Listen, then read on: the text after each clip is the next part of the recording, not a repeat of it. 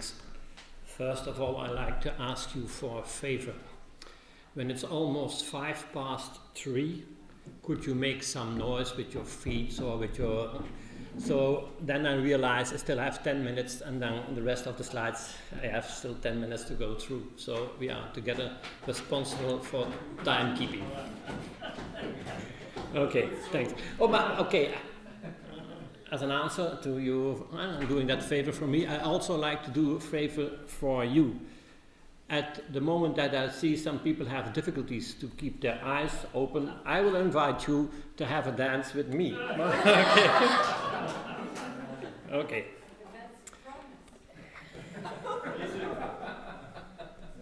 As long as you lead by example. When during my talk some questions would come in your mind, no problem. Mentimeter will be open. You can write your questions over there. But after my talk, there is a moment that you can discuss what I'm dealing with you, with your neighbor at that moment, and then you still can put some questions on the Mentimeter.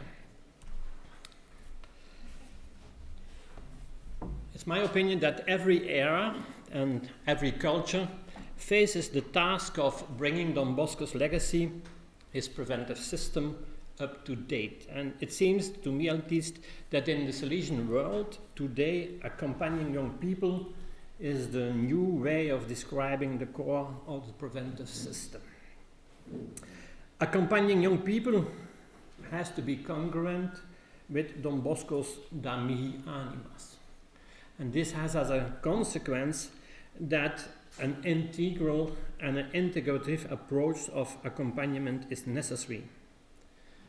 That means that the accompanied young person should be attended to as completely as possible, with all his dimensions: physical, psychological, relational, functional, spiritual, and so on.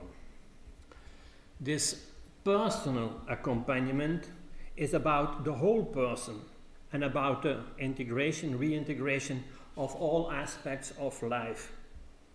So the term personal accompaniment is not used coincidentally in this contribution. Okay, depending on the question, accompaniment can temporarily involve itself more explicitly with one of those aspects of life. But this facet is never isolated from the rest of the person. It comes to the fore while the other aspects are not lost sight of.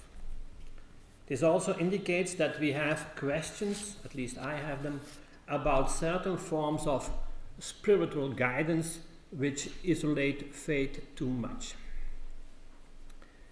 It is good to realize that there is a wide range of accompaniment, and we know it all. Different models with, on the one hand, an occasional, spontaneous conversation, and on the other hand, the other side, a series of encounters that are systematically planned through a formal agreement. I think the important thing is that the person being accompanied finds and receives the form of accompaniment that he or she needs most at a particular moment in life and in the given circumstances. By focusing, and that's what we will do in my contribution, by focusing on formal and systematized forms of personal accompaniment, it is possible to formulate things in all its sharpness. You will hear that when I express myself that I live in the ideal world. That have the ideal world in mind, I know that the reality is different and much tougher as that. In this contribution, we focus on the person of the accompagner. He himself is his main instrument in the accompaniment. Successively, I sketch a picture of what the accompagner has to do or to be, or not to do or not to be. We would look at some basic attitudes of the accompagner. We point out some of the pitfalls that he can fall into and some myths that should be pricked. And I do this with special attention to the ethical dimension of accompanying young people, even when I will not use frequently the word ethically, but it's true, my whole contribution is an ethical contribution, at least this is my opinion about ethics. The whole forms a framework that gives direction rather than a set of specific rules of conduct. Guides and companions of young people must continue to think for themselves and make their own judgments. And that's where ethical action always begins. The accompagner has his own role to play, taking on his own tasks and responsibilities in accordance with the accompanying objective. And what is that objective? The development and well-being of the young person being accompanied. Like it was on our folder, what I want is your happiness. Or like the German province says, damit das Leben junger Menschen gelingt. Of John the 10th chapter, the 10th verse, fully life. That's what we like to offer young people.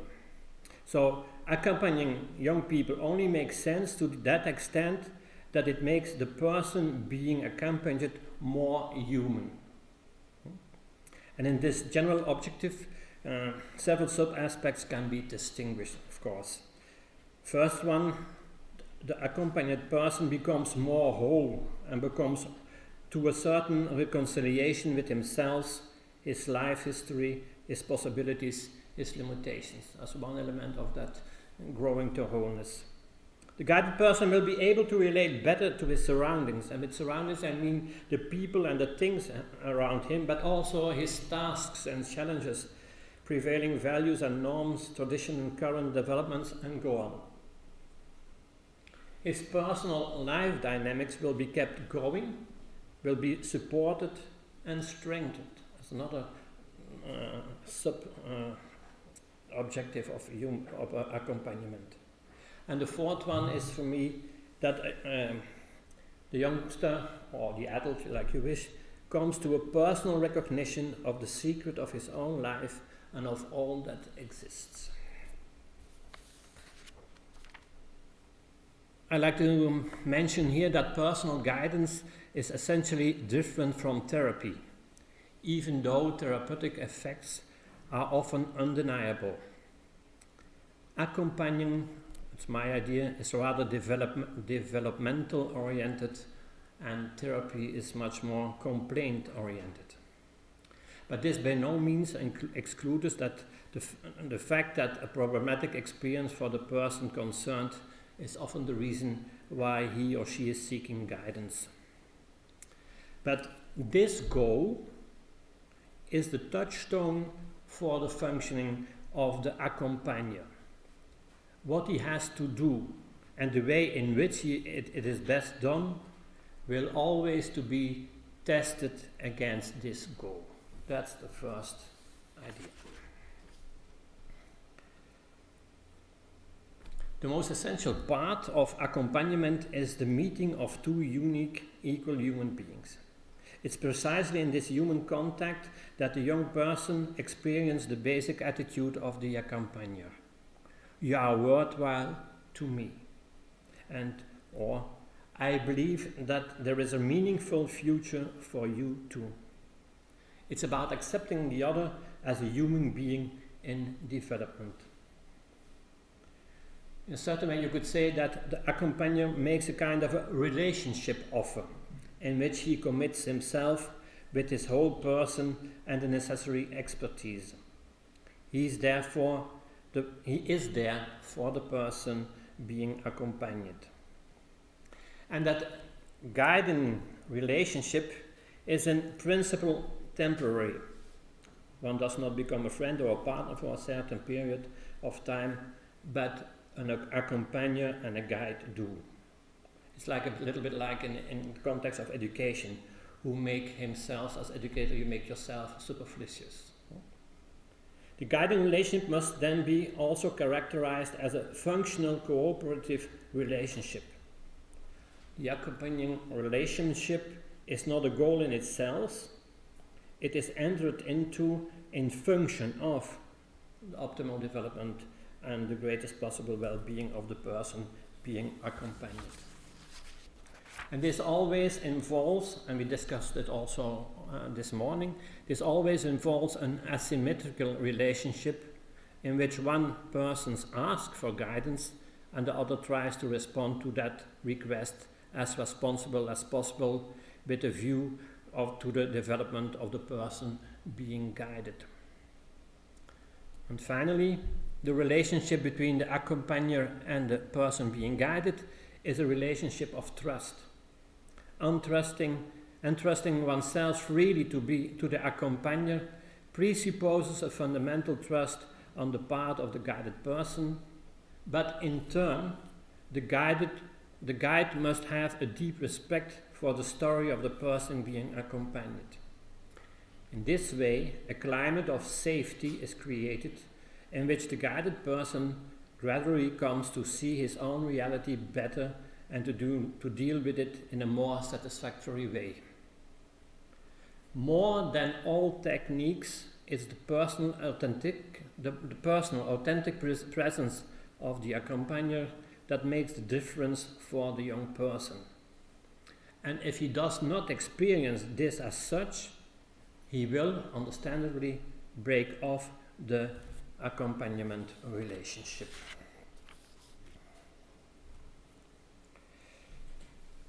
Of course, it's not enough that the accompanier is a good person, psychologically healthy, with the necessary social skills and an open mind and the necessary sense of reality, with a lot of life experience and wisdom.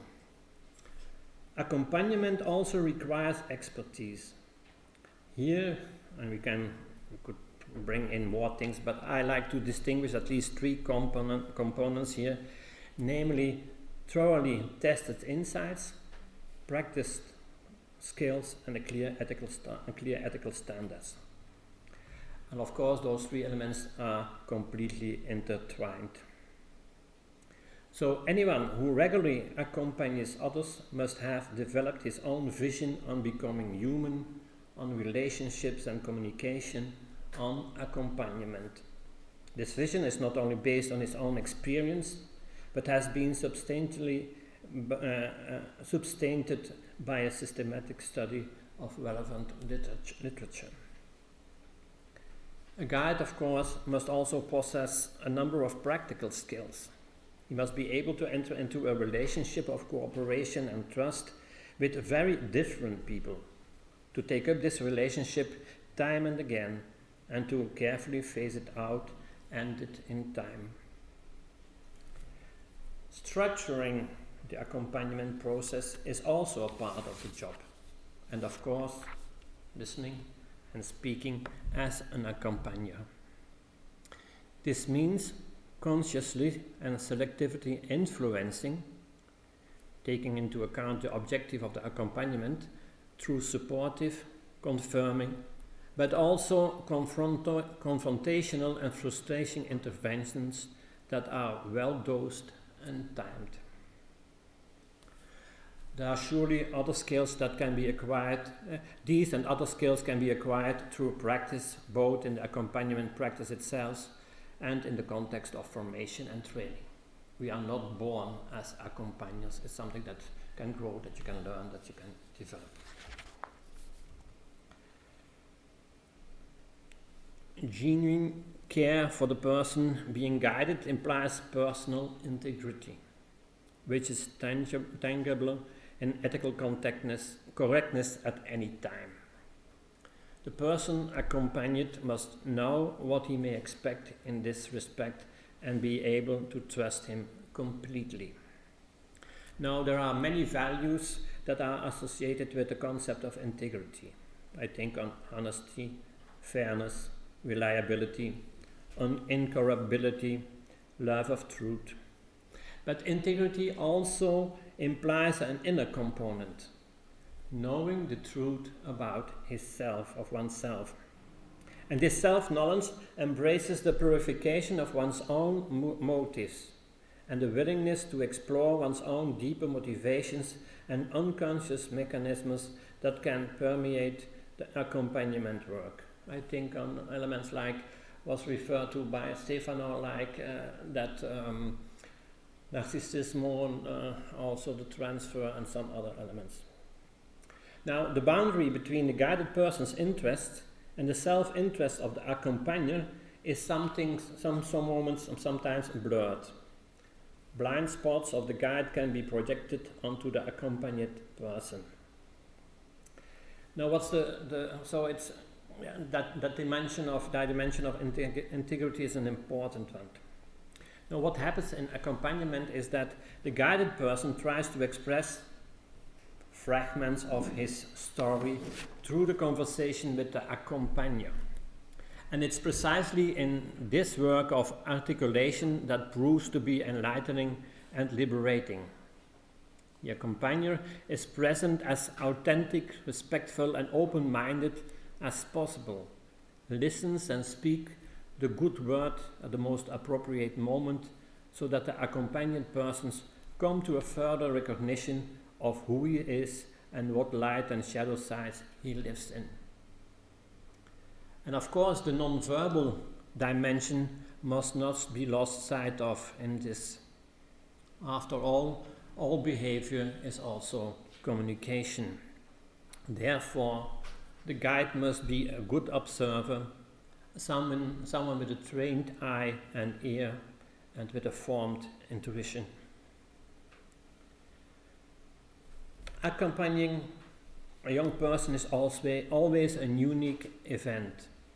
An accompagner creates something new every time, and this evokes surprise and often admiration for him at the same time. He realizes very well that he is not in full control of the event. It transcends him. Basically, he is a servant. A true guide is sensitive to the deep mystery of human existence.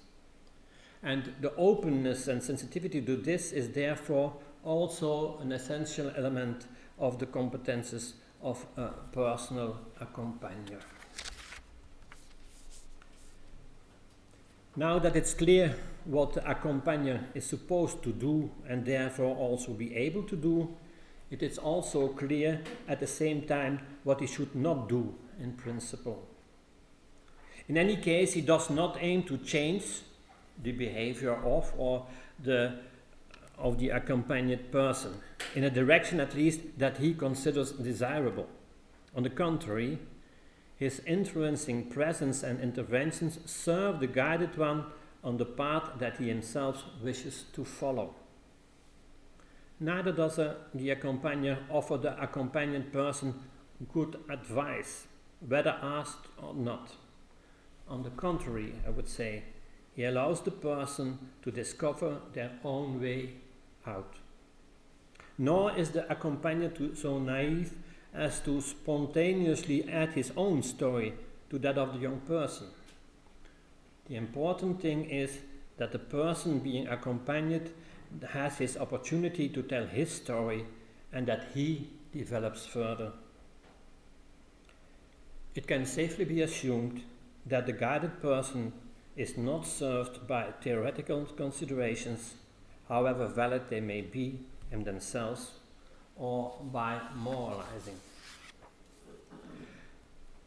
Okay, I agree that these principles are formulated on an absolute manner, and nuances are therefore in order. Good advice, for example, may be relevant and welcome at a certain point, if that is what the person being guided is really asking. And a short theoretical clarification can sometimes place the experience of the guided person in a meaningful framework. So, probably in a kind of attention, personal accompaniment is not a straitjacket. There is also place for humor, for playfulness. In fact, I think a lot is possible as long as the purpose and the nature of the accompaniment are preserved. The accompagner may be expected to guard this carefully. The accompanier obviously makes the greatest effort during the dialogue itself, but he also lives towards the encounter in his own way and lets go of it again. In any case, the guide makes sure that he is fit, not too tired, that he makes himself mentally free enough in advance, that he is aware of his own value scale. In this way, he adjusts to the specific nature of the accompaniment process. Moreover, if he has met the person being accompanied before, he prepares to meet this person as an accompanier. And at the end of the encounter, of course, he takes the necessary distance from it. Probably taking a few notes for oneself can help him to give the experience a place. And those notes can serve the accompanier his own process of coping and possibly also for learning. And they can also be useful for keeping certain things in mind for the next encounter. Guiding young people is not a non-committal matter. In addition to theoretical, methodical and practical issues that arise, there are also ethical questions that require reflection, consideration, choice and justification. After all, ethical aspects are explicitly or at least implicitly linked to every interhuman action. And in the context of this contribution, we will consider 4 basic ethical attitudes that apply to the accompanier. But this does not mean that the ethical aspect wasn't tackled in the first part of the do's and don'ts from the accompanier. I have 4 elements that I'd like to discuss with you. The first basic attitude concerns the fundamental respect that may be expected from the guide towards the person being accompanied. This thorough respect for the guided person takes concrete form in the recognition of the autonomy and self-determination of the young person. And adequately informing him and making clear agreements together with the guarantee of his privacy are 2 further basic attitudes that are expressions of the ethical care that should color the accompanying process.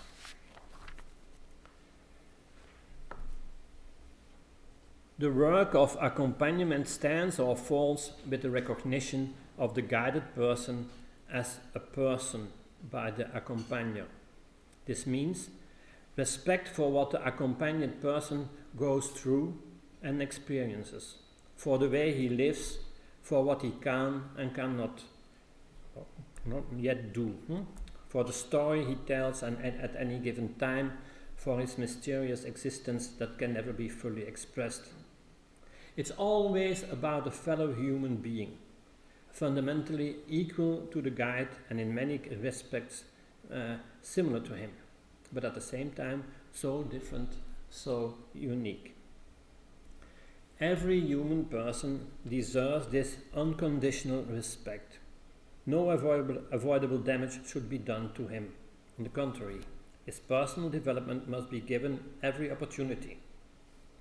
Judging, let alone condemning, is suspended. This unconditional acceptance may not, however, be interpreted as approval of everything the person being accompanied does or does not do. In the same context, we have to mention empathy. You mentioned yourself already during the discussions. And with the accompanier consciously sets aside his own frame of reference in order to observe and feel with the frame of reference of the guided one. He tries to understand from within how the guided person experiences himself in his world and how he tries to express himself at this moment. This willingness to put oneself in the other person's shoes does not mean that the accompanier must be completely absorbed in this. It's important that he stays with his own experience and his own perception. Next to and linked to the unconditional acceptance and empathy is authenticity, a basic attitude. Those who are accompanied do not need a neutral screen or a neutral talking point. But they do need authentic human presence. An accompagner is someone who is in a personal way there for the person being accompanied. And on the other hand, it is of the utmost importance that he has learned to register what the person guided in turn touches and moves in him. He must also know how to deal with it. What should he share and what should he not share? At what time? In what way? And the main criteria to be considered are the personal development of the person being accompanied and the quality of the accompanying relationship. Therefore, the accompagner practices selective authenticity. He only communicates what is useful in the context of the accompaniment at that moment. These basic attitudes must have been developed to a large extent by the accompagner. They are the fruit of practice and experience of reflection and contemplation. But they are, at the same time, never definitively acquired, but need to be permanently maintained and further refined with dedication.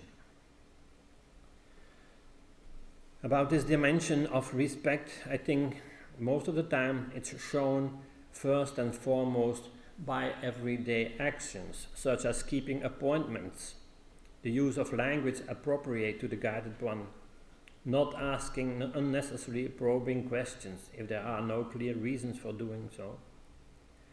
The way in which the importance of the trusting relationship is explained to curious third parties, who may often have good intention, is also an expression of respect. The care with which notes are kept, and you can go on further. As a human being, every person has inalienable freedom and responsibility. He decides for himself as much as possible in matters that concern him and his situation. He has the right to self-determination, and this right must be respected in any case. Under normal circumstances, you do not take over control of another person's life. Respect for the right to self-determination applies in a special way in personal accompaniment. Accompaniment is first and foremost the business of the person being accompanied. He himself decides on matters concerning his well-being and his optimal development. He chooses to be accompanied. He decides what he will bring up during the dialogue. He decides what he will do with it afterwards. And at the same time, precisely because of his request of guidance, he makes himself dependent on someone else. He wants to be influenced by the accompagner in a targeted way. However, the influence that the guide inevitably exerts on him has a process rather than a content-related character. It's not up to the accompagner to say what the person being accompanied should do during or outside the session. Refraining from doing so requires constant attention, since everyone, based on his own opinions and convictions, is tempted to do so anyway. This is where restraint is expected from the accompagner. He is only a temporary companion of the guided one, who is called to refine and walk his personal path. The accompagner is of service to the guided person on his personal exploration. Ruth Kohn, as psychoanalytica, formulates at a certain moment, giving less than you need is theft, but giving more is murder. Respect for the self-determination of the accompanied person, his autonomy, removes guidance from the sphere of abuse of power and manipulation and leads to the emancipation of the guided person. I will skip the part about the information and making some appointments. You can read it in the text. It's important, but I'm looking also to my watch. The confidentiality as another basic element, the confidentiality obligation of the accompagner is also a form of recognition of and respect for the guided person, in particular for his privacy. In principle, the guide will not tell third parties what the guided one reveals with him the confidentiality of. In principle, the guide will not tell third parties what the guided one reveals within the confidentiality of the accompaniment. The accompagner is bound to secrecy, an obligation with him which extends beyond the period of guidance and even beyond the death of the guided person.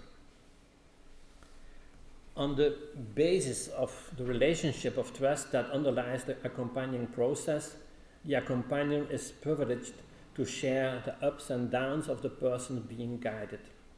To talk freely about information obtained in the accompanying process means that the nature of the guidance relationship has not been properly appreciated. Secrecy is the cornerstone of a relationship of trust. And it may happen that the accompagner is asked or even put under pressure to disclose something to third parties. He will not do this lightly because the obligation of confidentiality is because this obligation is sacred to him. If exceptionally something does go out, what exactly and how, he will have to discuss thoroughly and agree with the accompanying person. Another dimension is whether or not the person being guided tells anyone that he is accompanied, who is his accompagner, and what happens there is of course a matter for him to decide. But also there the usual rules of communication apply here, especially the necessary selectivity.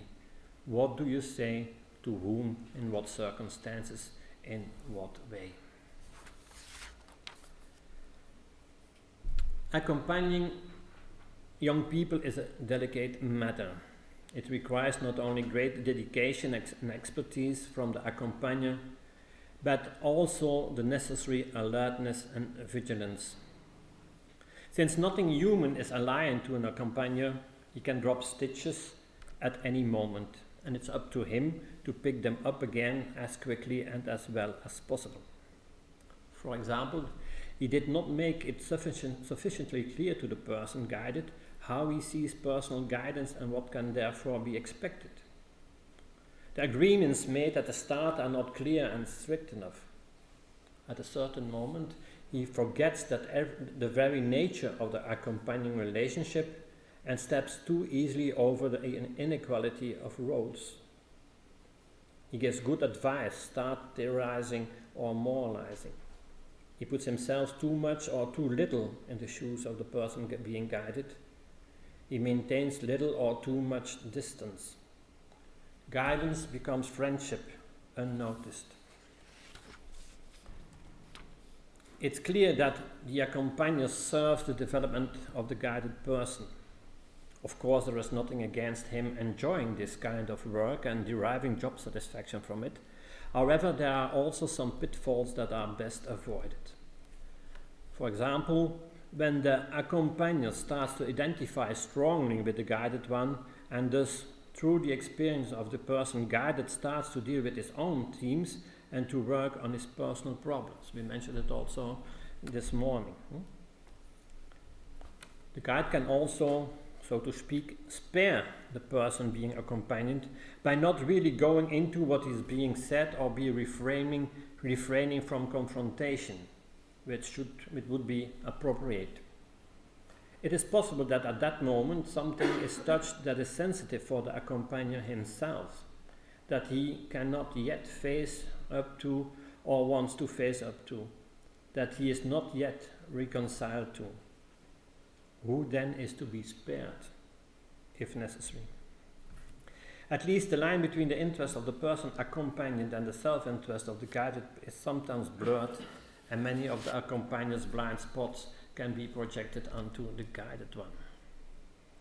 For this reason, accompagners must be prepared to reflect again and again on their functioning, to dare to face openly and honestly what is going on in their inner world, to explore their deeper motivations in order to purify their motives.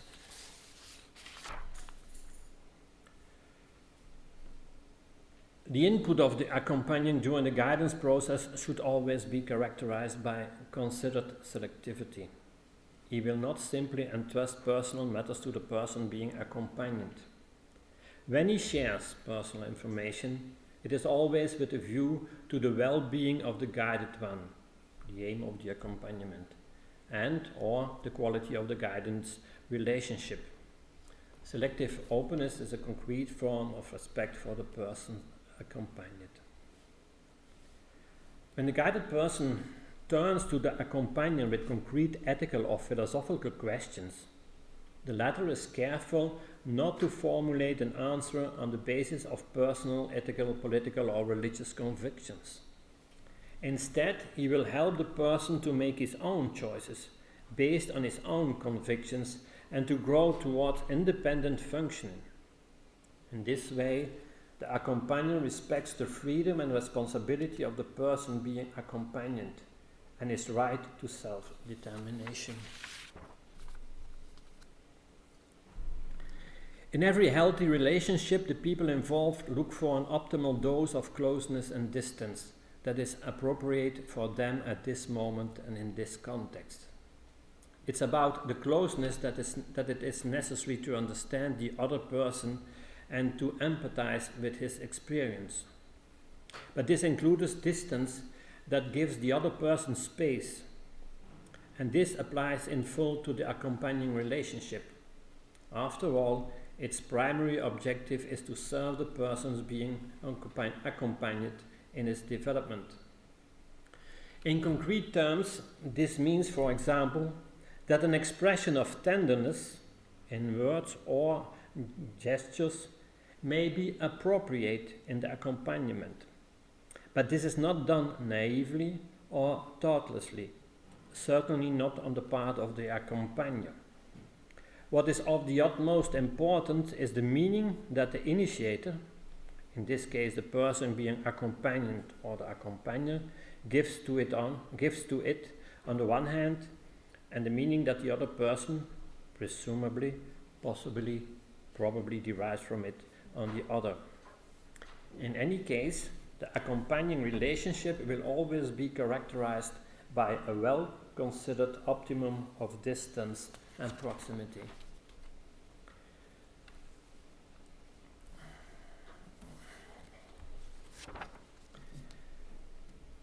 Against the background of the rumors, testimonies and figures that are spread today about sexual abuse in pastoral relationships, in care services and accompaniment, the theme sexuality and personal accompaniment deserves extra attention. There are two aspects to this. You have sexuality experience as a part of the story of the accompanied person, and experiencing sexuality in the accompaniment itself. When the person being accompanied brings up his experience with sexuality, the accompagnant deals with it in the same way as with other aspects that can be brought up. In other words, he listens to the persons being accompanied with as little inhibition as possible and supports him in his expression with the intention that this will lead to greater clarity and personal integration.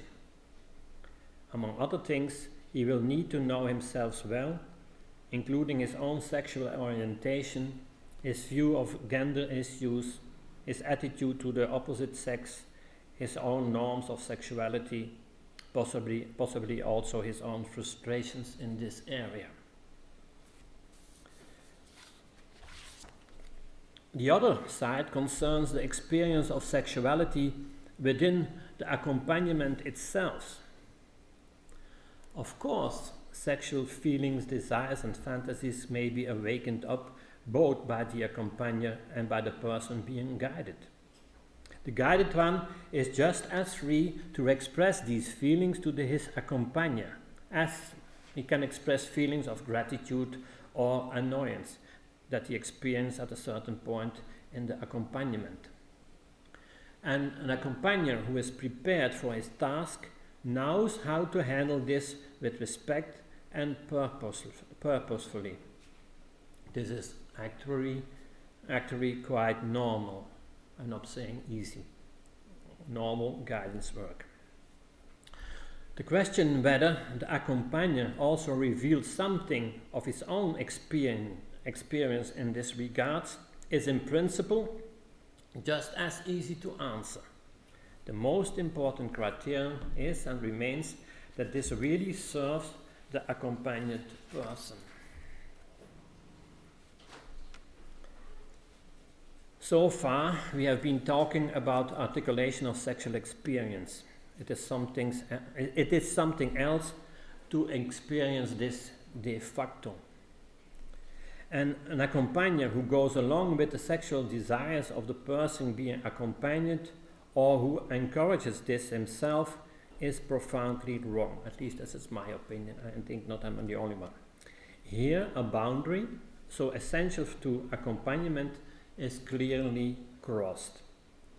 A guide worthy of the name should not be led to believe that such behavior is necessary for the accompanying process. That would be pure self-deception. Experiencing sexuality and accompaniment simply cannot go hand in hand. Why not? Because healthy sexuality presupposes equal partners who mutually consent, and an accompanying relationship is an asymmetrical relationship in which the guided person is in a more dependent position. In this context, sexual acts become expressions of abuse of power, of exploitation, or blind spots.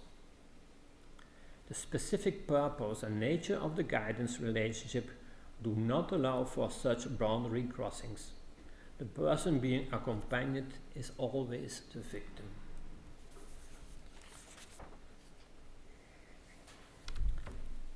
Some, and that's almost at the end, some demythologizing remarks are appropriate to the accompagner's dedication to the cause of the person being accompanied. I think this is my opinion.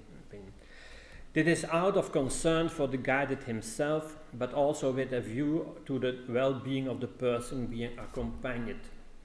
The main question always remains, what really serves the latter? Surely not a limitless availability, unlimited expertise, or boundless sense of responsibility on the part of the accompagner. First, I'd like to reflect on you with the idea of limiting availability.